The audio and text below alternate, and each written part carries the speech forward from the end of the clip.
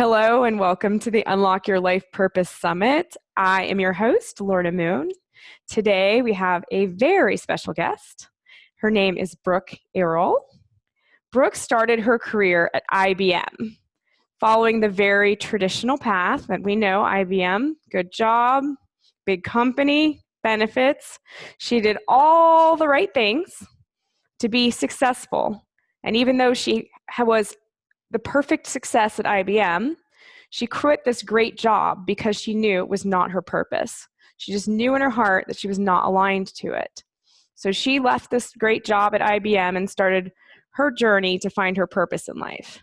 That purpose has taken her to where she is today as a speaker, author, writer who speaks all over the world about leadership and purpose-driven organizations and development. But I will let her share her story of how she got there. So welcome, Brooke. Hi, Lerna. First of all, thank you for having me and thank you for inviting me to your great summit. And of course, anything to do with purpose, I'm all ears and it's so close to my heart.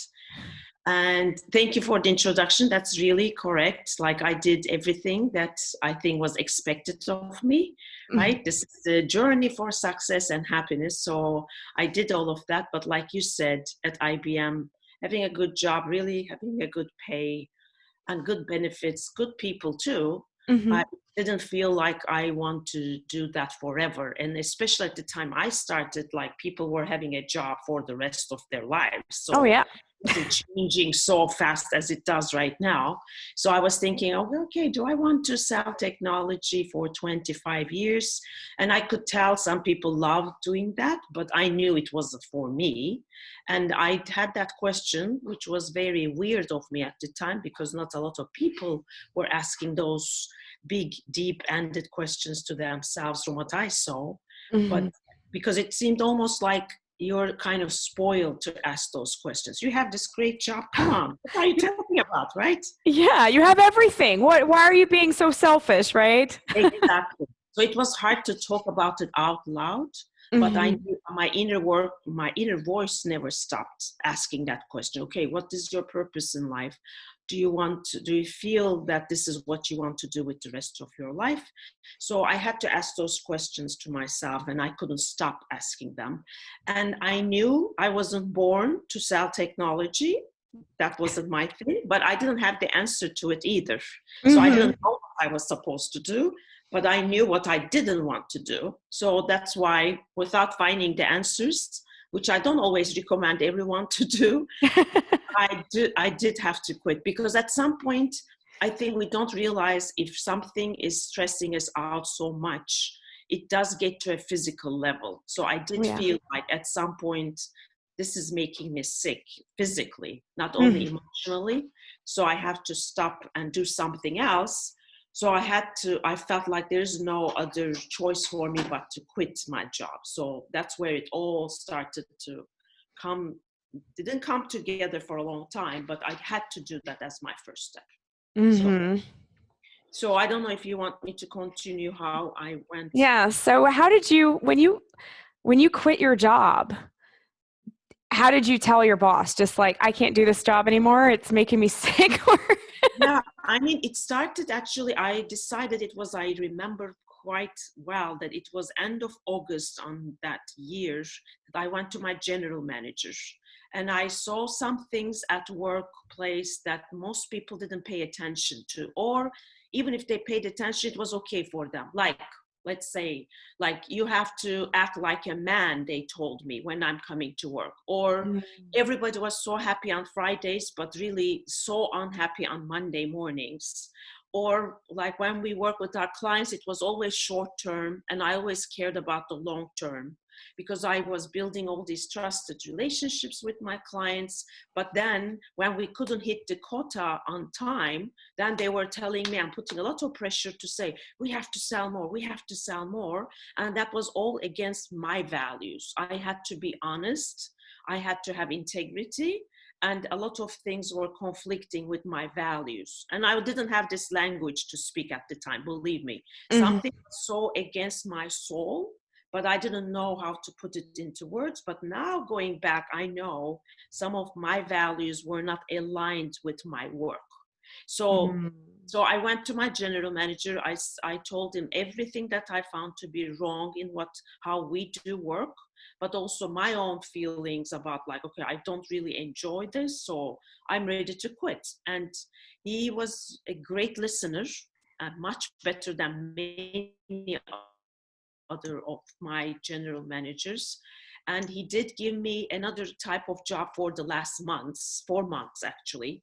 And he Okay. said, like, take your time, rethink it. Maybe it's the position that you don't love, but it's not the work, the business, the industry itself. So go and try this new thing for 4 months. And if you still want to quit, of course you will. So that's what he gave to me, which was a great gift to me, actually. And he Wow. also made me part of a organization team, that's what we used to call it at the time, to talk to employees why they are happy, why they're not happy. And all that process was like really spoke to my heart. I didn't know I loved that type of work, to understand the motivation and satisfaction of people at work, which became my work in later years. But he Mm-hmm. saw that that's something I would enjoy, so I will never forget what he did to me, which really helped me in the long run. I did end up, of course, quitting because I knew that the industry wasn't the right one for me, and the company culture still was not the right one for me. But it did make a big change in those last 4 months for me. Yeah. Well, that's really good. I mean, that's unique Yes. anyway. It seems like Yes. at least you had a very good general manager that didn't just say, "Well, True. there's the door." It was like, "Well, Yeah. maybe you would Yes. fit better in this type of a position." Yes. Yes. And thank you for asking me that, Mhm. because I tell my story a lot of times, but nobody asked me that question before. So it made me think of him again. So I did go back to him years later to thank him for that. But thank you for bringing that. That's really important too. Yeah. So once you left IBM, then what did you do? I mean, did you have something else lined up, or were you just kind of on an exploratory journey? Not really, nothing lined up, and no big savings out there. People always assume like I have so much money set aside that I was ready and easy for me to do. That wasn't the case. I really listened to my inner voice, and except my husband, which I'm lucky that he was understanding and supportive, my parents, my family, everybody was like, what are you doing? I mean, I didn't have a lot of support, let me tell you that. But that was especially devastating to my mom. To this day, after 21 years, she still asks me why I left IBM. She still can't really, I'm not kidding, really, because that was such a secure, safe job in her mind. She Parent. just can't, exactly. So you know the deal, and I'm sure a Yeah. lot of people will resonate with that. But then if that wasn't enough, we also decided to move to United States at the time. So I was working at IBM Turkey. Ah. So my son, 4-year-old son, my husband, after I quit my job, also moved to another country. So think about the other devastation I caused for Your, my parents, oh, especially my your, mom. Yes, oh, your poor mom was just like, I first know, she I quits know, IBM and then she I leaves the know, country. What is wrong I with my know. daughter? I know, believe me. And of course, that none of that was intentional. And I know I made her really sad in so many ways.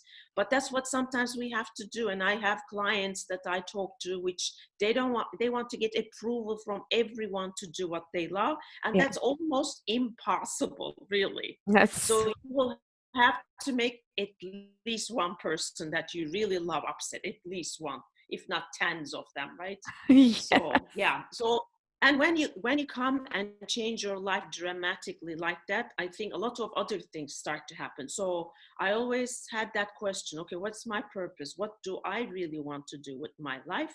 But then when you come to a different country, you start all over, and everything that made your identity, your ego strong, is all vanish so quickly, right? Really, just really poof. Like, I love the way you say it, because I was a graduate of a great college there. Nobody knows about it. Like, what they say, what, are you accredited the same way we are? Really? So I had credit cards that I used for like more than a decade. It's the Visa and American Express of this world, but they say, no, you have zero credit here. So you almost start everything from scratch, which is a big blow to your ego for sure. And it forces you to do a lot of inner work. And that's what I did, of course. And then I did still have to work. So I did go and take jobs in sales and marketing, which was my background. But that question never left me. And then you always do, right? I Mm-hmm. got to meet this amazing coach, which asked me the most important questions in life. And I was like, I remember that day or those days that I had sessions with, saying like, how come we don't ask the most important questions to ourselves? Oh, I think I don't know if you see me, or yeah, I Yeah, do I got see a you good. little bit of a bit disconnection. Okay. So like all the big questions, right? What makes you happy? What makes you keep you in the flow? What Mm-hmm. gets you excited? What are your values? What are your talents that is so natural to you? How come I come to this age, I thought, and I never even put time to think about these things. So that was an amazing, amazing experience. And that made me so excited. I said, this is exactly what I want to do for others. I want to make sure that people like me, who maybe have great jobs on paper, are not satisfied, not fulfilled, do not feel like they're aligned. Let me try to help those people in terms of not life as a whole, but work. So Yeah. career coaching Mm-hmm. be a good fit for me. So that's when I first started my first business, Your Best Life, to do that for people like me. And I found out there's so many people like me, obviously. I wasn't the only person. There's so many people like that. So that's how it all started to shape. And I had a much better view of who I want to be. Yeah. Wow. It's so ironic that, like you said, those most important questions, they never Yes. ask them those. Our parents don't ask them. Mhm. We're not asked them in school. We don't have to write a paper about those things or, do that research on ourselves. We're just taught to memorize things and spit it back out for a test and write a paper. I And know. I so we know. get out and I'm Yeah. just like, I don't know. Yeah. My Yeah. parents said I'm good at this. Maybe I should try that. Right? I know. I know. Or True. so and so said this, this company's hiring in town and it's a good place to work. Yes. Yeah. Yeah. We don't question them, and like you say, it's sometimes except the very lucky people who have very, very conscious parents, we Hmm. don't get to hear those questions. And the education system is definitely not helping us to guide us in that way either. So unless we hit a bad mark in our lives or something like I had in my inner voice is so loud, we just don't listen. It's almost like we are always reactive to life. We're never proactive. Try to create a life we love. I mean, that's the name of the book that I wrote too. Create a life you love. You, Hmm. huge big letters, because it has to be about what you love, not what your parents love. Yeah, What not a create a life your parents will really love, not a create a life that your exactly. neighbors will approve of. Yes, what the society approves of. Yeah. That's what where we're trapped, unfortunately. Yeah, and then I found out, like working with so many people, like myself, I realized there's amazing people out there. Every client that I had so much potential. They have good spirit, good souls, talents. And then I find out like so many of them are miserable, unhappy, and unhealthy too, right? Unhealthy mentally, emotionally, and Mm. sometimes, like me, had started to have some physical issues too. Yeah. So then I said, like, okay, this is not something that I only experience. Obviously, organizations, leaders are not doing something horrible out there to have this many people miserable. And Mhm. that led me to look into the question, okay, how, what are there any companies in the world, in any size, shape, or format, in any industry that do well, because you have to make a profit to have a business, right? Yes. Also treat their people well so that people are not this miserable as I see every day. And that led me to start my second business, which is really called Purposeful Business. Hmm. Because I realized the best of the best companies in the world have two, have amazing leaders with lots of emotional intelligence. Hmm. And then they also have a purpose beyond profit for the organization. They just don't exist only to make more and more money and grow. They Yeah. have some reason to exist in the world, and they make it very clear. So that made me think, okay, if I can work with organizations and leaders, then it's not going to have a only one-to-one impact with my clients. It's going to impact hundreds and thousands. So that's why I have two of them, because I Mm-hmm. feel like there's two sides of the same equation. One, we have to do our own inner work to know what we want, but the organizations have to do the exact same work to find their purpose too. So it's very much aligned in my heart, in my soul, that it's both of those are needed. So yeah, so that's where I'm here now. Wow. So in your work with businesses, I'm curious, have you ever gone back and worked with IBM to help their leaders? Good question. I did a little bit of work, not to the extent that I wanted actually, because I think most of the big companies are very hard and they're not agile. They're not flexible enough to change, right? Mm-hmm. And there is this still conventional wisdom, unfortunately. And to have this type of transformational work, this much of a paradigm shift, it takes a huge, huge leap of faith for the top CEO. And Mm-hmm. it is going to take for years and years to trickle it down to the whole organization. It's not that big companies started not doing that, but I did some training and some workshops and speaking at IBM when Mm-hmm. again the general manager was more open to this type of work, and they took that on and they did more purpose work after I left too, but not to the extent that I want. And usually the big companies are not my best sweet spot because it's so much harder to change them. But of course, if they do make these big changes, which some of them are, like for example, Microsoft CEO is a very different type of leader, and he is doing a lot of amazing stuff. But it's going to take so much more longer, and the scalability to transformation is much harder. But when they do it, there's going to be more followers, because they'll see the small guys will look at the big guys. They will say, oh my God, these big companies can even do that. Then I'm all up for it too. So they're going to be great role models if they choose to do so. So we'll Mm-hmm. see. I'm watching all of them, believe Yeah.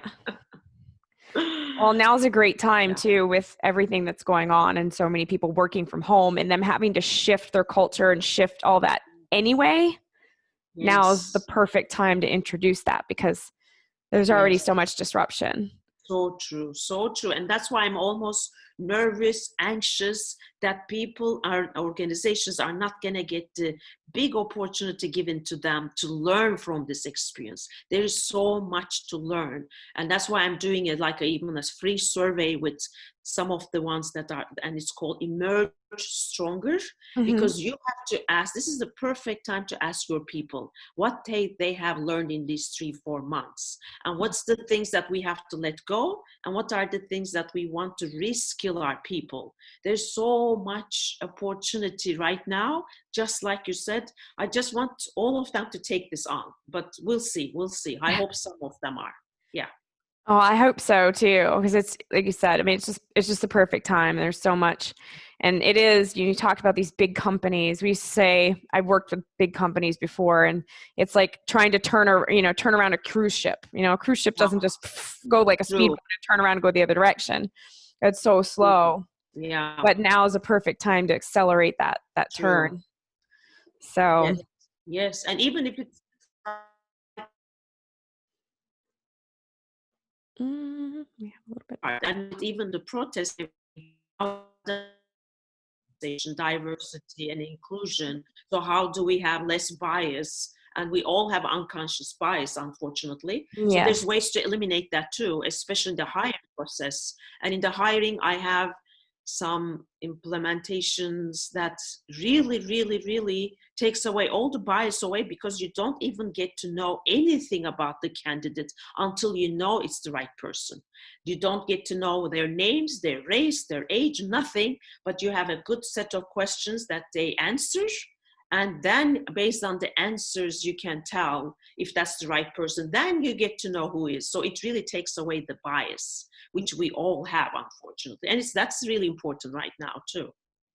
So those questions, are they answered written? Are they answered spoken? How does that work? Yeah. It's written actually. Usually there is another agency who's doing the hiring. Mm-hmm. So they know they have the set of questions the company has formed. Mm-hmm. And then they send it to the candidate, but they never let the company who's hiring know who the candidate name is, their LinkedIn profile, resume. They see nothing, but Wow. they only see the 5 questions that they have submitted, and the candidate starts to fill them out. It's all open questions, but it really shows the type of person they are, because it's not questions like you can't fake it, because deep-ended questions, right? Mm-hmm. So if the company who's hiring sees the answers, then they can decide which ones give the best answers and best candidate. And then they choose, then the hiring agency shows them who they are. So it really is beautiful. And when I tell it to my clients, they don't always like it, because it's so much easier to look at resumes and look at the keywords, but you don't get the right person in the job, in the position, when you have that process. You don't. I mean, No. think about, yeah, I'm sure you've been, you like your job, and you have that feeling. I sent my resume, I even wrote a wonderful cover letter, but they don't know who I am. This No. doesn't reflect who I am, right?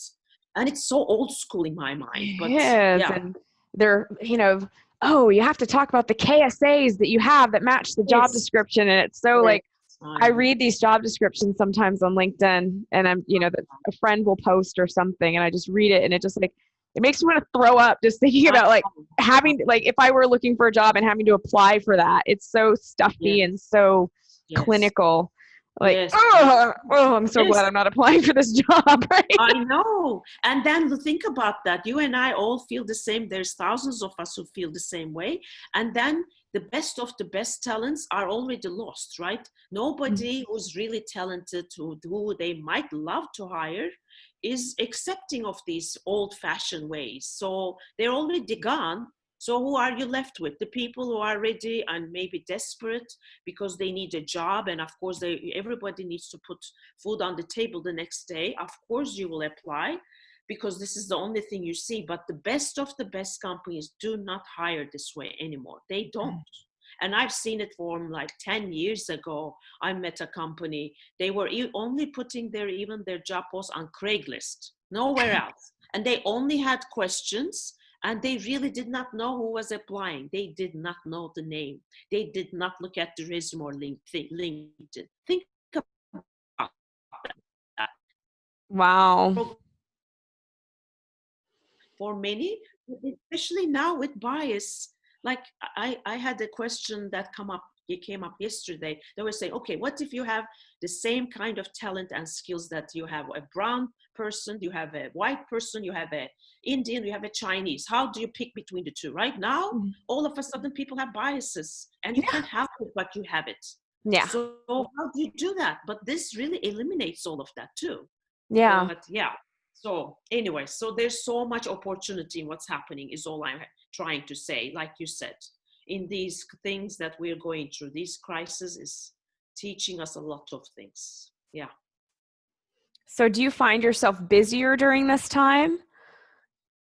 First of all, that's always an easy answer for me. I always keep myself busy, no matter what. So I'm that person, because now, as soon as COVID started, I started collecting all the good companies who are doing the best and who are dealing in the best way possible, not Mm. laying off their people as the first thing to do, but like really being very more humanistic about that. So I started gathering all of them, created a database for them. And now I had an engagement survey, but then it became a work from home survey. And now that we're going back to the old normal, we don't want to go to the old normal. Now I have the emerge stronger survey, so that we capture these times and these lessons. So Mhm. there's a lot more to do in different ways, but at the same time, of course, there's some clients who stopped and postponed their work with me. So it's both of the worlds. Like, you Yeah. have to be where